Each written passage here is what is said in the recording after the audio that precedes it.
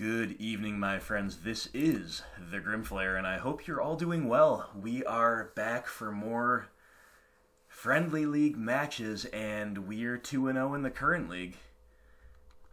Let's see if we can advance to 3-0. We're on the Dark Confidant build. We just have a slight change from the list in the deck tech with a Nile Spellbomb in the main deck. We have won the die roll, and our hand is just chock full of interaction. We hope they play to the board here with a hand like this, but we'll keep it.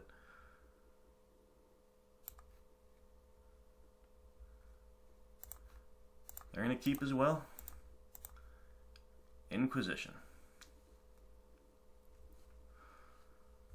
Oh, looks like Bogles. Okay, so we obviously just have to take the Bogle here.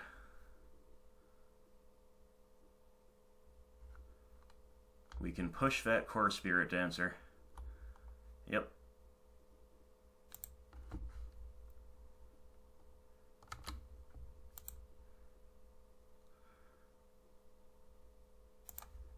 Alright, this matchup is a little swingy. Little swingy, but having... Ooh, that's so rough that they had that. I was gonna say, but having the...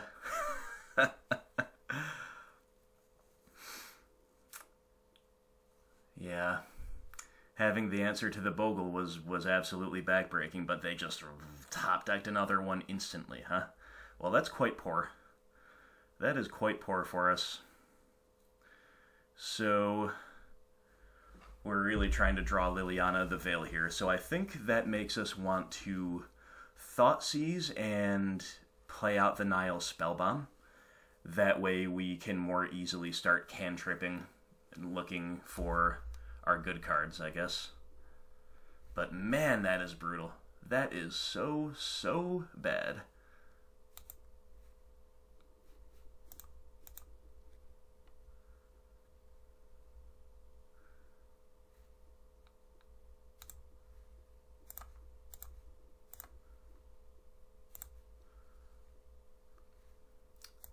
So here, I guess we're just going to take the Daybreak Coronet, because it's the big payoff card.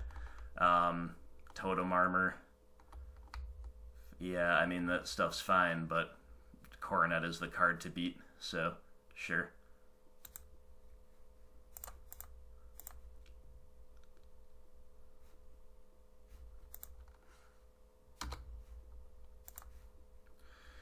Oh, man. If they hadn't ripped that Gladecover Scout, we would have been in business, that is for sure. With them only on 2 lands, they would have kind of been forced probably to play the Spirit Dancer on curve, and then... Oh, they're still going too? Alright, that's pretty good for us. Means our Fatal Push is going to get a clean kill here.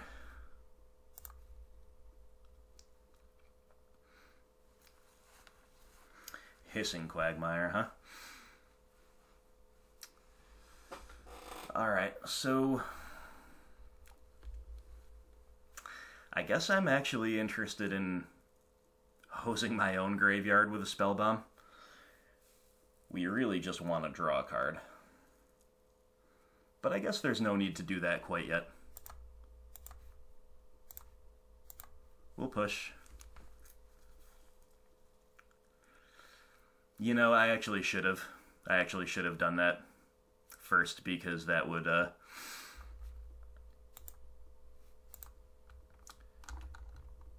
let me start refueling the graveyard as soon as possible, because the exile effect is going to be a negative for us no matter who we target. It's going to take away Skoo's fuel and or Goyf fuel, so I should have cracked the Spellbomb before I Fatal Pushed. I guess this kind of conceals information this way, but not the most important thing. 1 unknown in hand.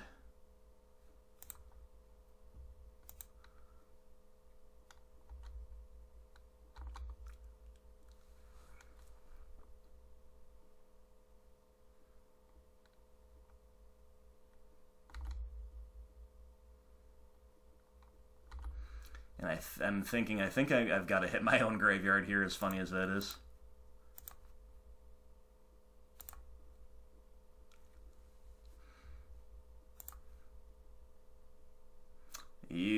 Not great. Okay, Abrupt Decay is a live card, but I think we almost certainly have to just save that for a possible Daybreak Coronet at this point. So Scooz is the play. Can potentially stabilize us a little. We can hold up Fatal Push for another Spirit Dancer. But needless to say, we would be in a lot better shape if they didn't get a scout so soon. We've still got a great out in the form of Liliana of the Veil. And they might not have too much more gas in hand, so it is theoretically possible for us to stabilize here. But we cannot take a block quite yet, because they've got First Strike.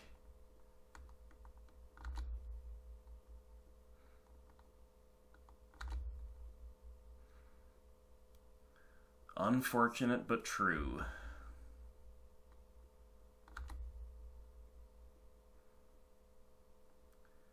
That Windswept Heath is a good draw for them, though, because now they can fetch for a Dryad Arbor in response to an Edict. So, there's that.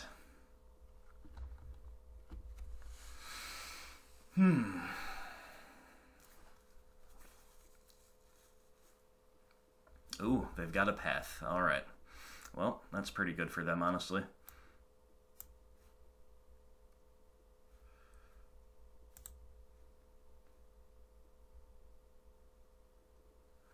That is pretty good for them. Collective Brutality is not a good draw. Yeah, we'll just play out our tracker. But we are seeing what happens against Bogles when they actually have a Boggle and we don't have an answer to it.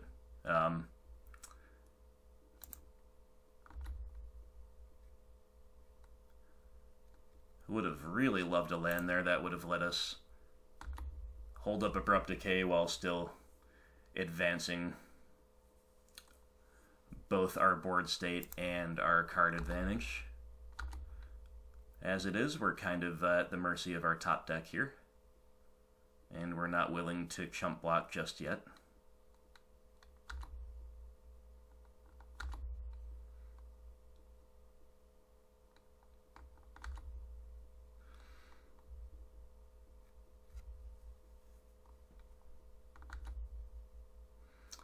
Okay, well, that's something.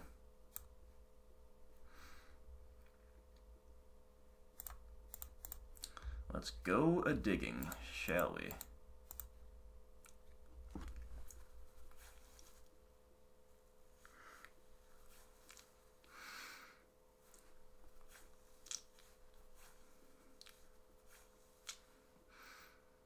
Thoughtseize. I don't think we cast that. I think we pass, hold up Abrupt Decay.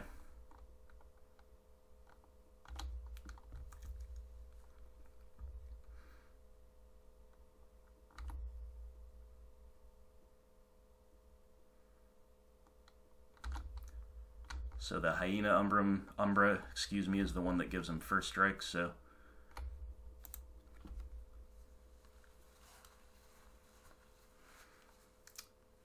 Daybreak Coronet. You got it. That is so rough. Yeah, we're just gonna decay this thing.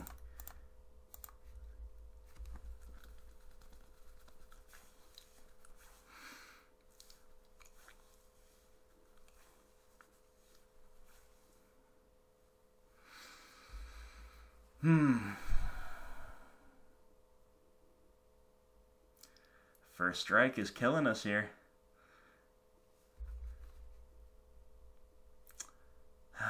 Yeah, I still don't think we take the block.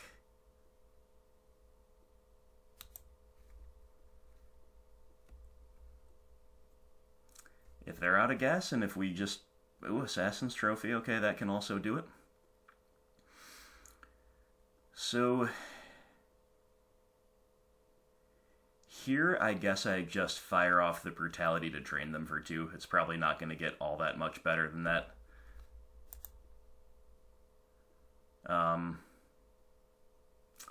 We could escalate pitching the Thoughtseize just to look at their hand, and I guess that's fine.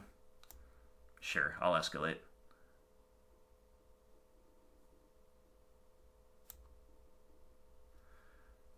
Look at your hand, drain you for 2.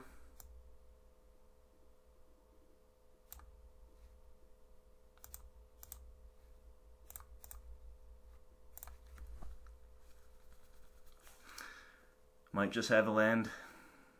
Not expecting to get anything good here, but that Thoughtseize is pretty useless as well, so I don't see any real reason not to do that here.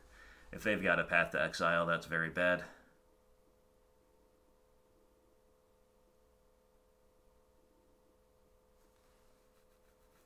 Wow. Okay, they're choosing not to cast it. I guess this plays around Liliana. Okay, very glad I did this.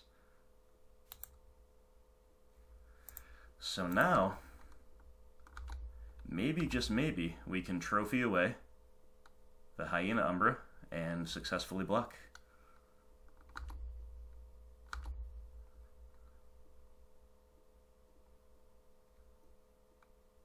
If they brick this turn,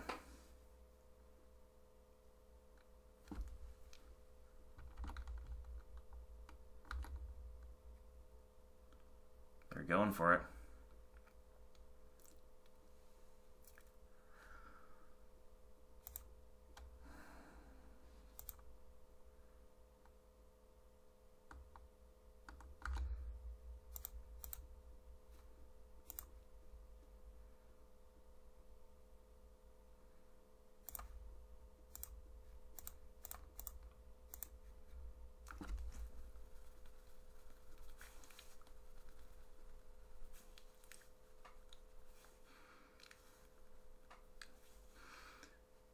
They really ripped a third path. I mean, they probably only have 3 in the deck, maybe 4. That is so rough. Yep. Yep. Yeah, I mean, not a whole ton we can do against Bogles when they keep a 7, a very strong 7. But one with only 1 Bogle that we take. They immediately top deck another Bogle on turn 1. And then they continue to draw gas, including triple Path to Exile. Yeah, it's just rough, but okay. Hissing Quagmire can at least play defense now. So I think...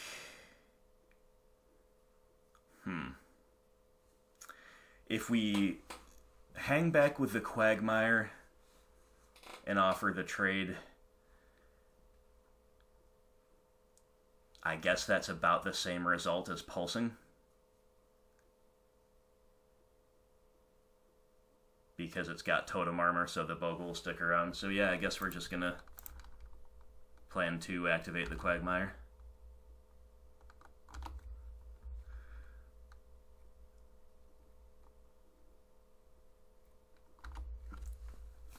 They're being very disciplined with the Windswept Heath, including how they've sequenced, not only just not cracking it, but also, you know, the fact that they held that path when we cast a Brutality. So, not trying to take anything away from our opponent here. They are playing this well.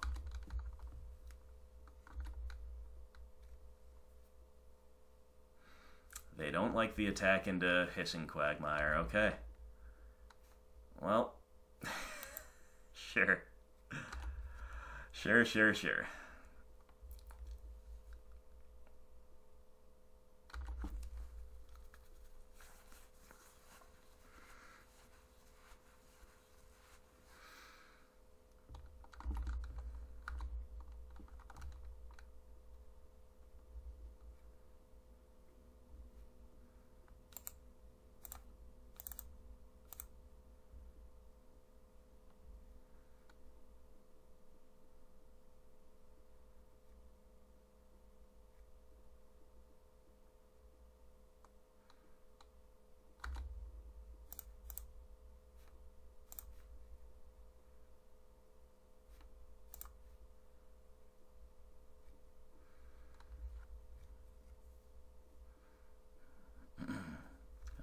one, huh?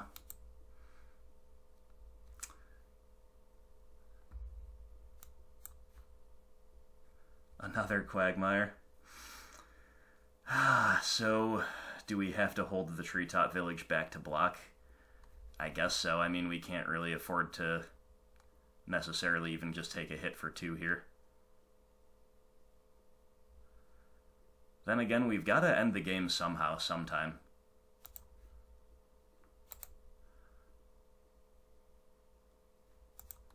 But I think this turn we pass. I think we should always be holding back a blocker here from now on. So I guess this was the turn to do that.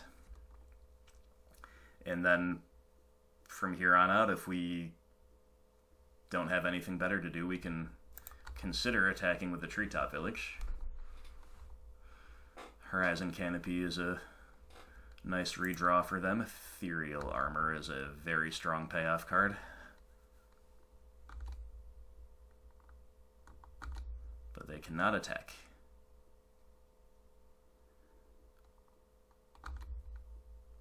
Swamp. Okay, 1, 2, 3, 4, 5, 6, 7 lands down. 8 with Swamp. So we can pulse the Ethereal Armor. I don't know if we're supposed to. The thing's got first strike. Yeah, I guess we are supposed to.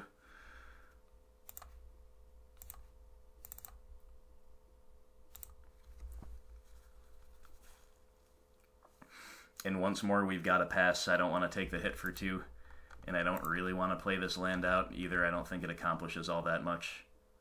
Although maybe, yeah, there's an argument for it, but Tireless Tracker is actually a fine draw at this stage, so I'm gonna probably sandbag a land as long as it's just a basic. Oh, Spirit Mantle. Yeah, okay, that's bad.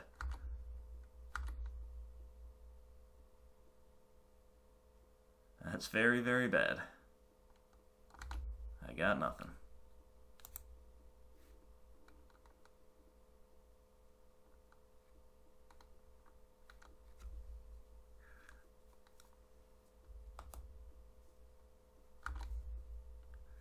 Okay, we found the tracker, but the Spirit Mantle has got us under a lot of duress here. So, instantly gonna crack a clue.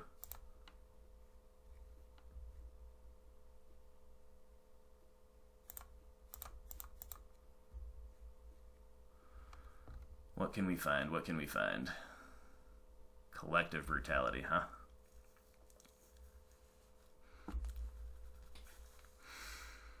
I think we actually have to attack with the Treetop here. It's time to race. Brutality can maybe, just maybe help stabilize our life total a tad. And now we've got a blocker for the non-pro creature Bogle.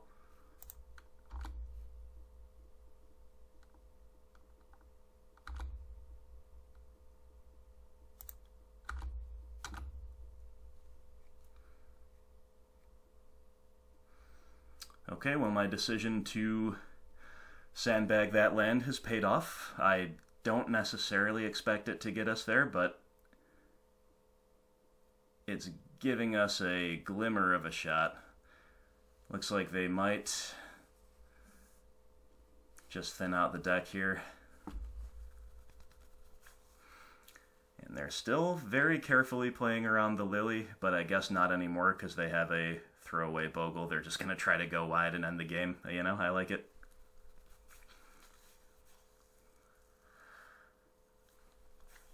I like it, but we can at least kill that Arbor with Brutality or Push or whatever. So if they send everything in, we're going to block, obviously, the Glade Cover Scout here.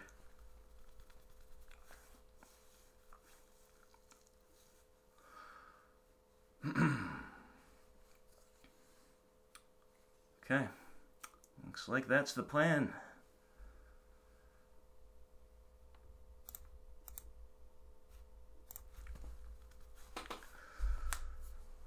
Okay, we go to 2, but we are not dead on board. due to this collective brutality. They have another Bogle. Well, alright. They continue going wide. They continue going wide. And we draw Dark Confidant, huh? Alright, so if we just escalate the brutality, drain them for 2, pitch the Fatal Push, and kill the Dryad Arbor, that's just a more mana-efficient way to do things. So let's do that. Kill your thing, drain you for 2.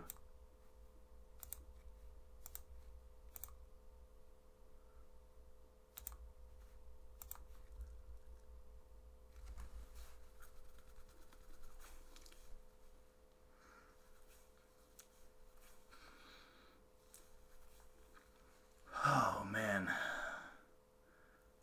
So the million-dollar question is what to do with this Dark Confidant.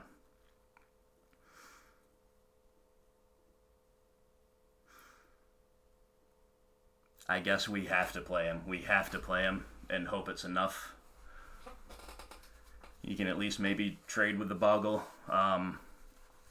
which makes me want to get in with the Treetop Village here, so that's what I'm going to do. We're just going for it.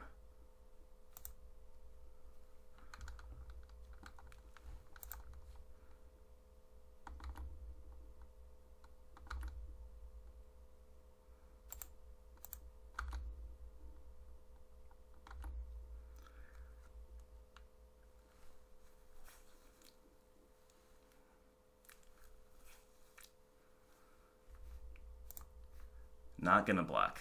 Okay. So if we play the Dark Confidant, what if we don't play the Dark Confidant? I think we have to.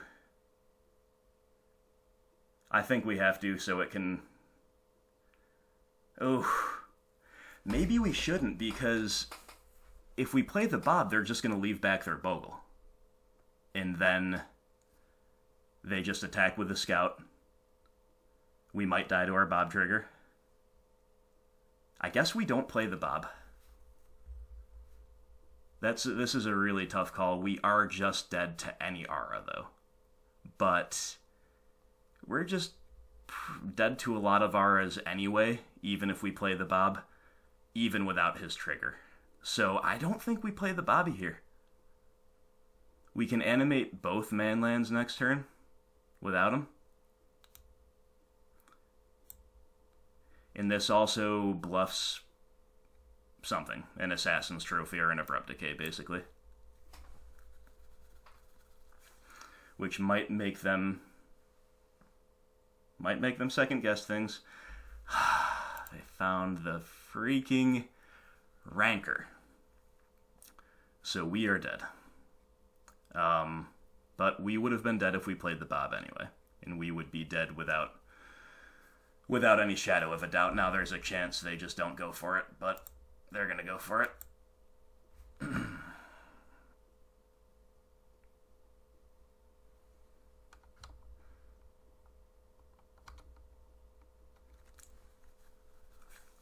Spirit Mantle OP. Spirit Mantle so OP. Oh, that hurts. That hurts very badly, guys. That was so close. Despite a lot of bad luck along the way, that was so close. So we want EE. We want Pulse. We want Languish. I guess we want Deathmark. I don't know if we want Deathmark. Kitchen Finks is fine for gumming up the ground. I'm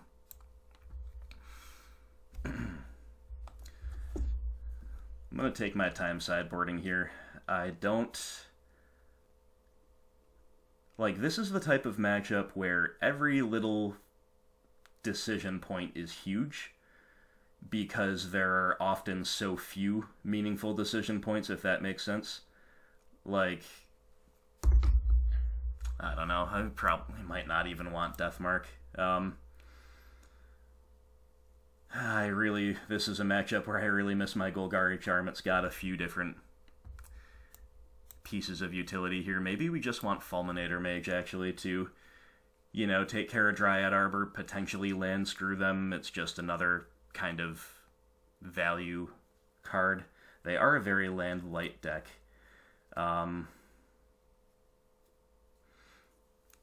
I don't think there's anything else we really want here, so we probably don't want Deathmark. We might not even want Fatal Pushes anymore. We've got to potentially retain some number of answers to Core Spirit Dancer, but I think we can manage that without boarding in Deathmark. So Nile Spellbomb does nothing that I know of anyway. Fatal Pushes, Collective Brutalities, these cards are sketchy, to say the least. Lily the Last Hope is also actually pretty bad because she cannot kill Spirit Dancer and she can't target anything else. I think I straight up cut her. Everything else we've got looks fine. So if we bring in these 5 cards and then we want to shave away 3 of these, do we just kind of hedge like this? And what about Kitchen Finks? Is Kitchen Finks worth it? Kitchen Finks is probably worth it, right? I guess it's better than a Collective Brutality. I can believe that. Brutalities were actually pretty fine there, but that was kind of an odd game. We just ate all of their Path to Exiles, and normally Brutality is not the most relevant card.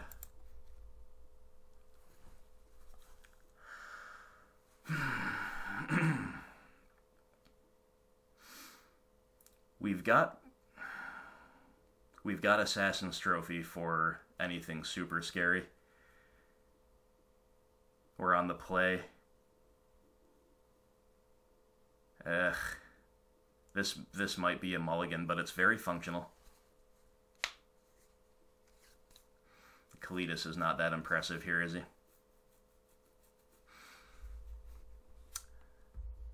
Maybe I'll mulligan this. Okay, this hand is great unless they have a leyline. They're mulling, I'll keep. Even if they do have leyline, we can trophy it away and that may be relevant. They're going down to 5 though. Down to 4?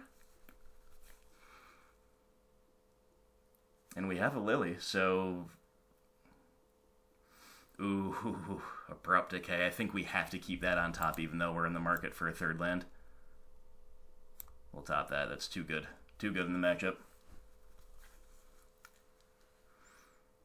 Where we might... Yeah, okay. They kept 3 with no ley lines, so Inquisition seems good.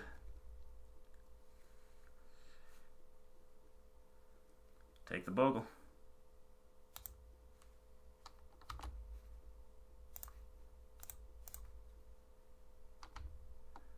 Nevermore. Okay. Horizon Canopy, which I assume they scried to the top. I'm not going to go look at that.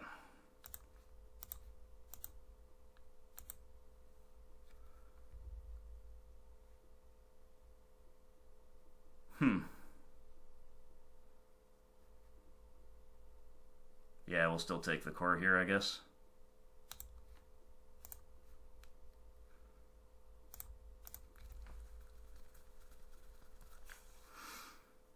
Alright, show me a 3rd land, or show me a threat.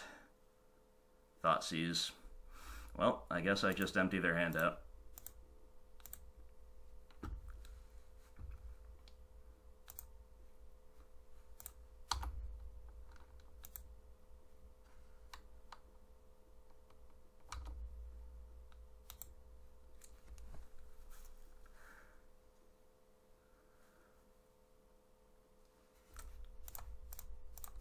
I'll take it.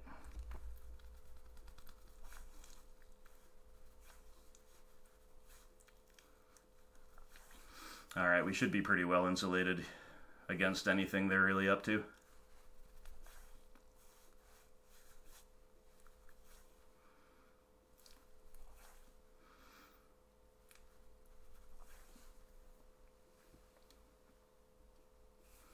We've got all the good interaction in our hand. They decided to fetch first, and then... Did they just misclick? They tried to crack the canopy and misclicked, I think. Or maybe they changed their mind and chose to get the Dryad Arbor and leave the canopy. I don't know.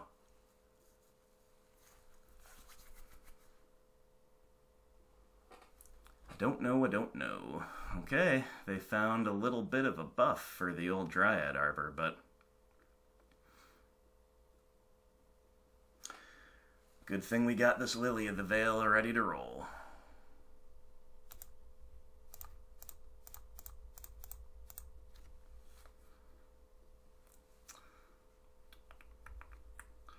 They might scoop to this.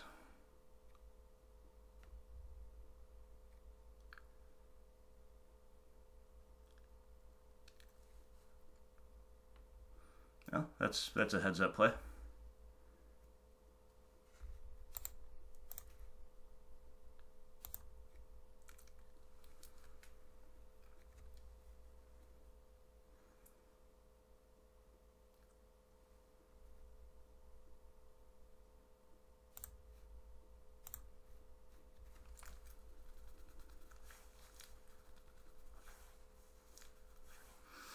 Alright, the odds that our opponent can empty their hand here are low, so even if we have to pitch a good card to Lily, it's still going to be good for us. Getting her back to 2 is the key, and if we have to just leave her there, that's fine. Just clock with the Goyf and... Ooh. Okay, they found a Bogle, that's good for them, but... Field of Ruin. I kind of want to pitch that. These other cards are just too good.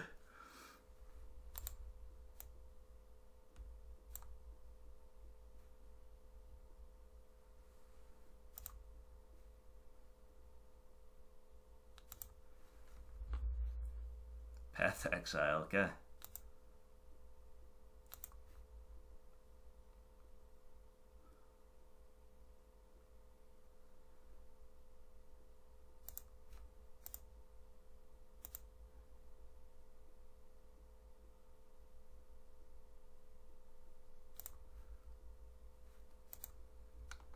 Nice quick clock here from our good old Tarmogoyf. Hitting for 5. Okay, they draw land.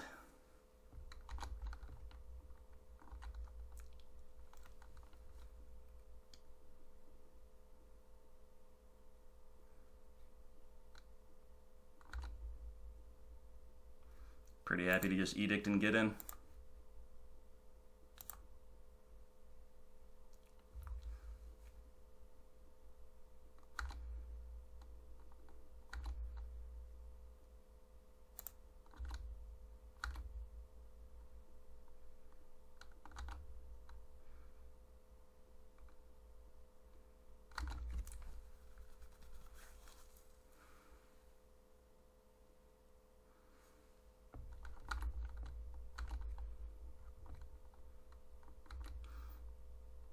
All right.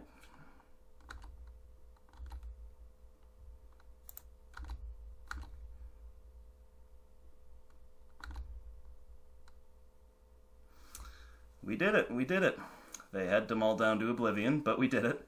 Now, to be fair, we would have been in a pretty strong position even if they did not mull. Again, leyline was the big concern there, but they did not have a leyline. And it was good. And it was good. So, revisiting our sideboard on the draw. I guess Kalidas is kind of a medium card here. He's not that medium. He's definitely... he's medium. He's medium when you can't really target their creatures. He becomes medium, but I still think he's fine. What am I interested in? Maybe bringing back a Collective Brutality just as another way to kill core Spirit Dancer or drain them or take a path out of their hand. Like, all that is fine, but is it better than Fatal Push? I don't think so. I think 2 Fatal Pushes are fine. If I had the type of deck set up where I had to leave in 3 Fatal Pushes, I might cut the 3rd for a Brutality, but that's probably fine. I'm still not that sure about Kitchen Finks, but I think Finks is good enough as a stabilizer to see play over over Collective Brutality, basically, which is the other consideration. Does make me pretty heavy on the old 3-drop slot, but we did cut a Lily the Last Hope, so I don't know. I think the Finks are fine, but they're probably the biggest question mark is maybe Finks or Kalitas life gain semi-value guys that are just maybe a little too slow. Oh, this hand is mono creatures and they kept 7. That's terrifying. We are just simply not going to beat Bogles with this hand. I have to maul. Oh my god, you are not serious. An amazing hand with unplayable lands. An amazing hand with unplayable lands. I don't know what to do here because if the Scry is live, then so are our chances. Otherwise, we might just do nothing. But all 4 of these cards are amazing. All 4 of our spells are amazing. Can I really beat them if they kept 7 when I multi 5 anyway? I don't know. Clock's winding down. They'd probably have a ley line too, to be honest. I'll keep it, but it's bad. It's probably bad. Bottom you. Well, they don't have a ley line. So we're really just crossing our fingers for a black source off the top, an untapped black source, please, and thank you. Blooming Marsh. Verdant Catacombs, I'll take it. We're gonna have to shock, but that's fine.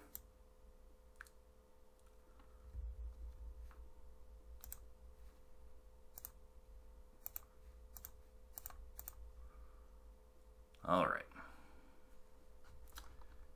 They have Rancor, Spirit Dancer, and Coronet. Boy, this is real tough. I actually might take the Rancor here, because that's going to be a recurring issue, and it makes it so they cannot cast the Coronet. But maybe that's just bad. I don't have an answer to Spirit Dancer, which is really rough. Really, really rough. Maybe we just plan to be able to beat the Rancor, right?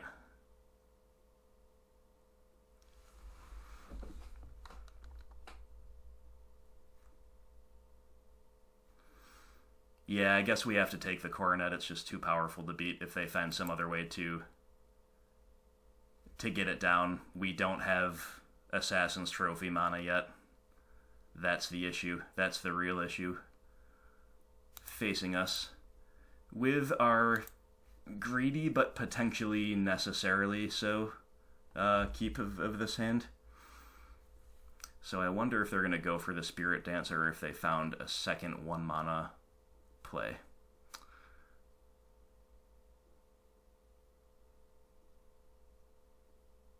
They're going for the Spirit Dancer. Well, not good for us, folks.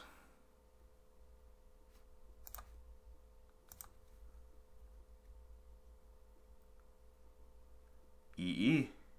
Okay. Doesn't do anything for us at this exact moment in time, but okay, so the question is, do we play Bob or Thoughtseize? I think we play the Bob because it's going to incentivize them to extend into our EE on 1, hopefully. They're going to get some value out of the Spirit Dancer, but Bob gives us the chance to find an answer to her. And when they do get the value out of Spirit Dancer, they will, of course, refill the hand, so we'll have Thoughtseize targets at some point.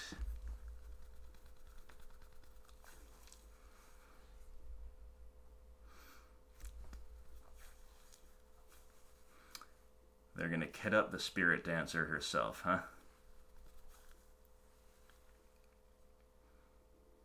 I mean, it makes sense. Another one. We are just taking a disgusting amount of damage here. Yeah, I mean, I could have Thoughtseized, but I don't know. Maybe that was the play. I did not expect another Rancor. And it is risky for them to just put everything on the Spirit Dancer here. It really is, but it looks like that's what they're interested in doing. And it is going to line up very well against our stuff here.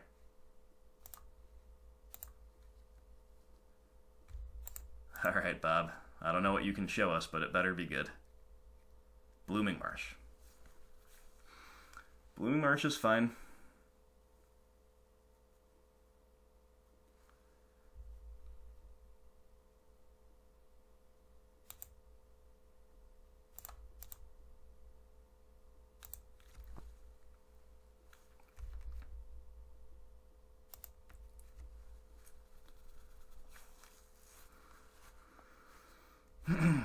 So we gotta hold this.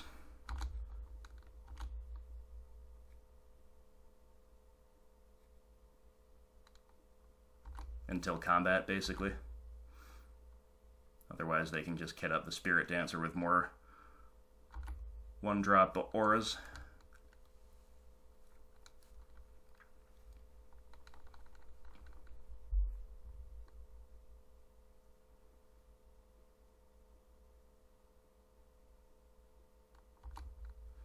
You got it. Cracking the canopy, you got it, you got it.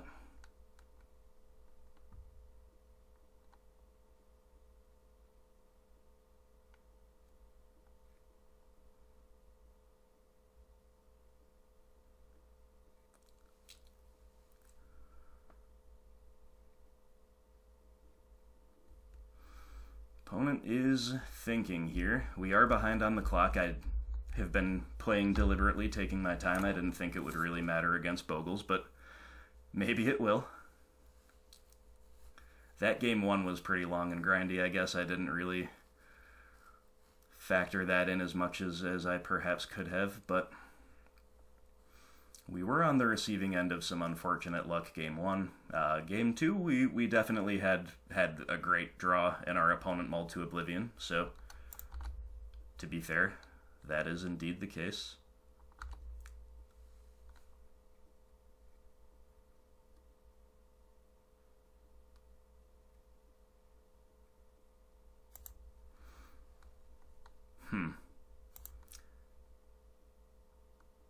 This is interesting.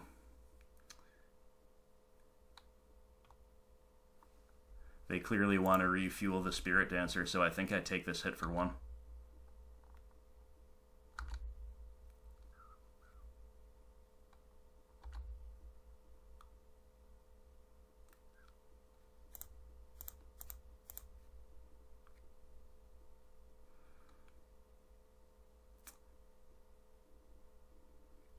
I mean, Rancor is just ridiculous. It really is a ridiculous Magic card. But we buy a little time, and maybe we find something good. Okay, Maelstrom Pulse is technically a decent draw, but good God, is that painful. So we're just going to decay here, hope they don't have anything else to do.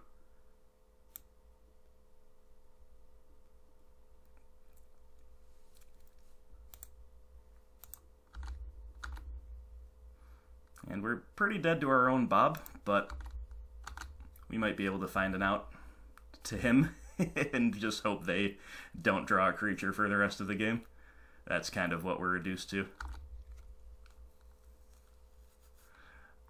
I don't think we have this one, my friends, but I am not giving up. Dryad Arbor. Played that out of the hand.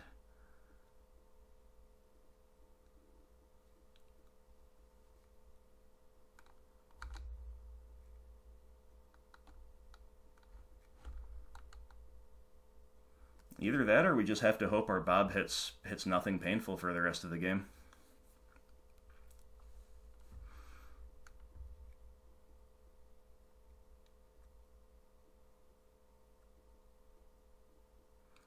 Rest in peace. Yep, that's pretty decent. Shuts off some of our draws, I suppose. Alright, Bobby.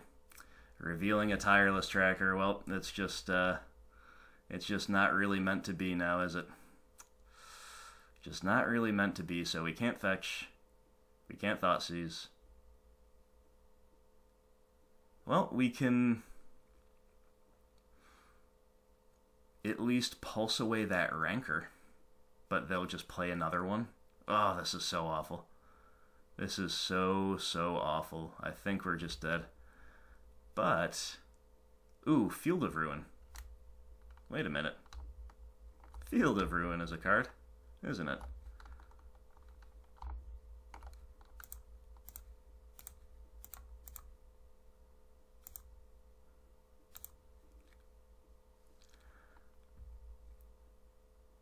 No more Rancor. We'll get a Forest in case of Scavenging Ooze. Not that we have access to the graveyard, but you know.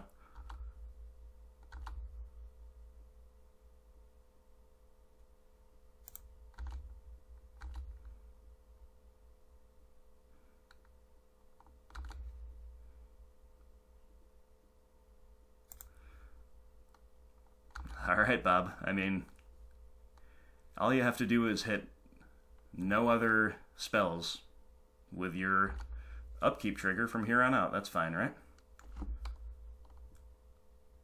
I'm going to 6 here because I am behind on the clock. Leyline of Sanctity, yep. Alright, Bobby.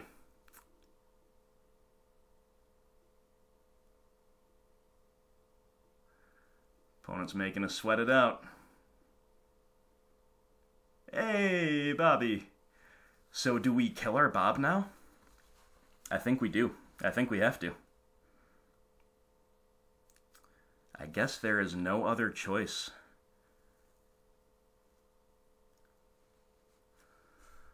So if we play Field of Ruin, and unfortunately we have to pulse the Bob, that's all we can do. So maybe we should play... we can't do anything else this turn if we pulse the Bob, but that's what we've got to do to live, so...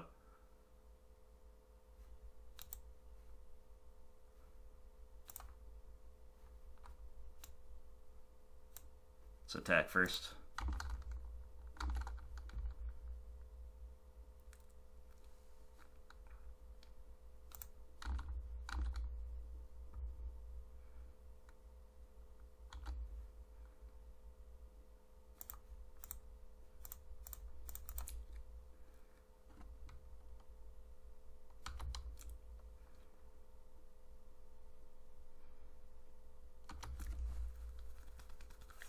Alright, if they just brick on creatures, we can maybe get there with Tracker and Treetop Village, but looks like they might have a creature right now. Either that or they've got another... Oh, they just played a land, okay. Okay. Here we go, boys, here we go.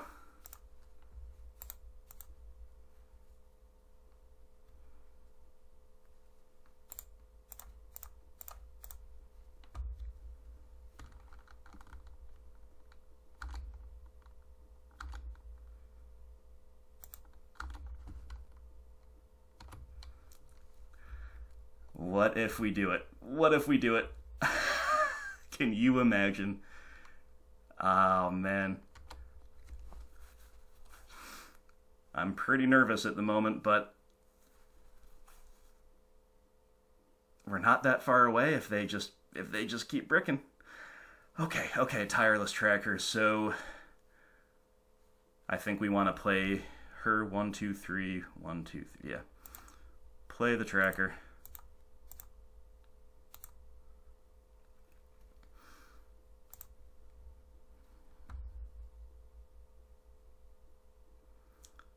Are we going to do it? Are we going to do it?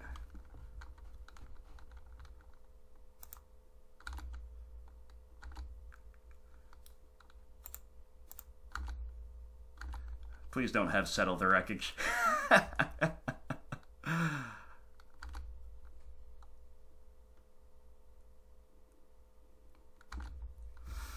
Oh my god. Oh my god, they're at 3. They don't have a Dryad Arbor to fetch it, as far as I know. So they're just thinning. Alright, they probably have a stacked hand, but if they don't find a creature, they might not be able to do anything.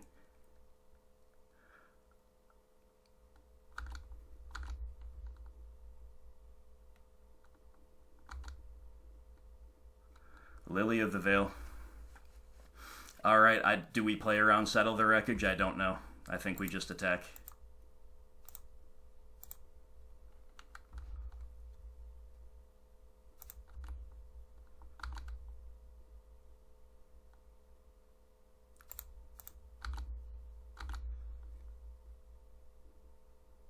Don't have it. Don't have it.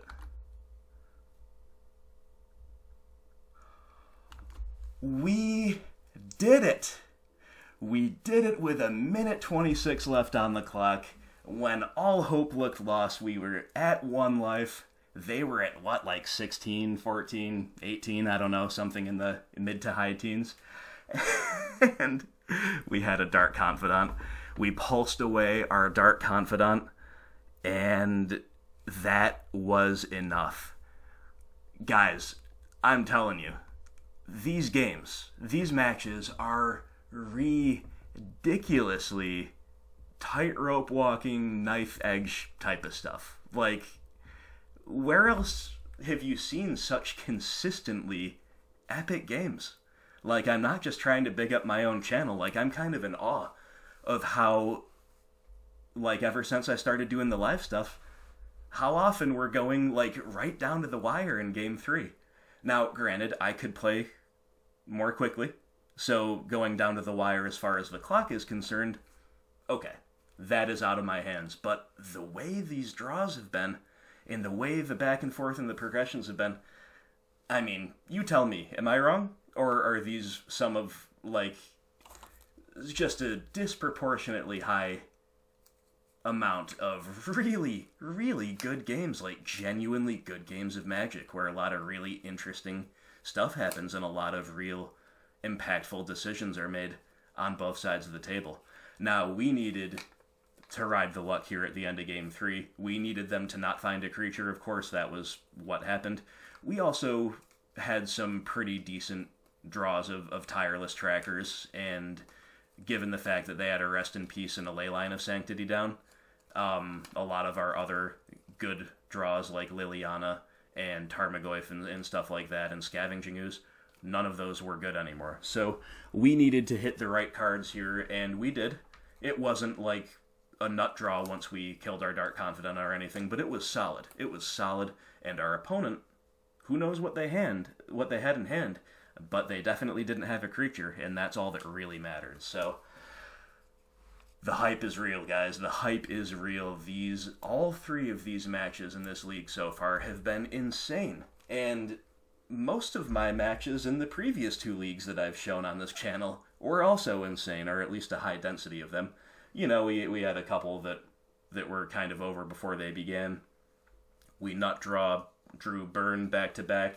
We killed Tron really quick after a reasonable Game 1, and then they mulled to 2 on Game 2. So, you know, we have had games like that on this channel since I started doing full leagues, but I mean, come on, again, just the sheer density of these really intense games is through the roof, if you ask me. So anyway, that was exhilarating. That was also yet another stressful game. I'm gonna need to rest after this one, guys. That was intense. But as always, everybody, thank you so much for watching. Thanks for supporting the channel. We're having fun here, right? We're getting really good results, and we're having a lot of fun doing it. We're learning a lot about Golgari. We're playing fair Magic in Modern and taking on all comers.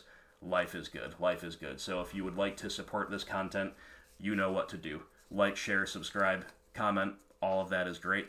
And patreon.com/GrimflareMTG is where you can lend me your financial support if you are so inclined. And I would dearly appreciate that. But yeah, good game, well played to the opponent, and let's call it there. So thank you again for watching. Stay tuned to the channel. I will be playing the final 2 games of this league over the next few days.